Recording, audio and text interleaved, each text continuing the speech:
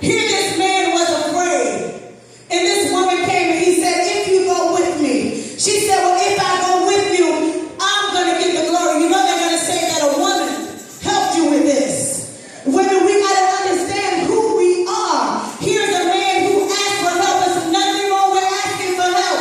If you don't know how to do it, if you can't do it, if you don't have the strength to do it, it's nothing wrong with asking somebody else for help. But as the church, we don't want anybody else to know that we're weak, and we may not know. Doesn't really make a difference as long as the job gets done. Doesn't really make a difference as long as souls are being added to the kingdom of God. Even when we look at Jael, the Bible says that the king, the chief that got out from the chariot, from the boy, the Bible says that she waited and welcomed him in her house. And then gave him some warm milk and then killed the man that the boy was supposed to have killed. You don't have to do it all by yourself. We are helpers one another. We need each other. That's the only way that we're going to make it. As a church, when we understand that we cannot do it by ourselves, but we need each other. I need you. I need your gift. Regardless of whether you think I need it or not, I need you. I need your words of encouragement. I need your words of comfort. I need your words of exhortation. I need you.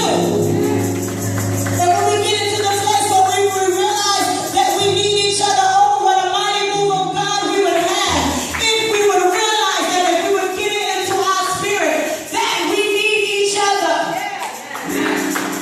As a young single woman, I need an older woman that can help to bring correction, that can help take me under her wing and say, no, baby, you got to do it like this or do it like that.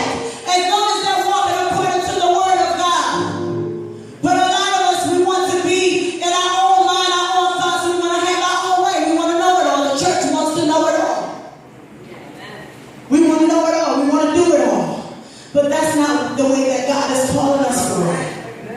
He is calling us today to not abort. I don't care what you are going through. You cannot abort.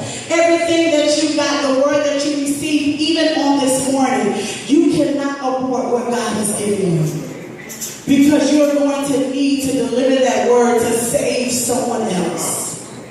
There's somebody else that is waiting for that word. No matter how much you think is irrelevant, there is somebody else that needs to hear that word. I just simply came to tell you today that abortion is not an option. Some of us, we're chosen, a lot of us, we're chosen to do a special work for God. And I don't know if you're like me, but there are times where I cry at night because I'm like, God, I don't know how I'm going to do this. I don't know why. Why would you choose me? I feel so unworthy. And sometimes we can get stuck in that part where we feel so unworthy that the enemy again takes our minds somewhere else and allows us to go back to that place that God has delivered us from. I just came to tell you today, women of Holy Trinity, I've seen conference after conference, where God has moved, God has healed, God has delivered. You cannot give up.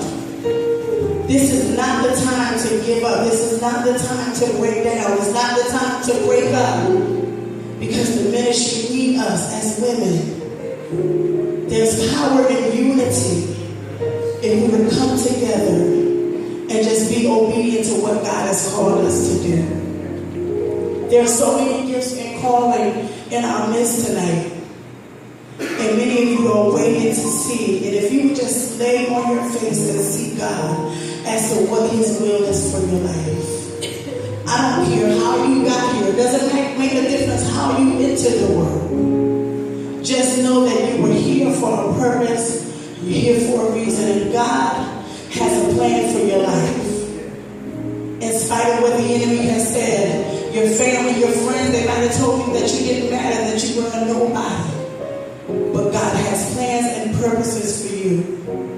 And it is His will that you prosper and that you be in good success and be in good health, even as your soul prosper.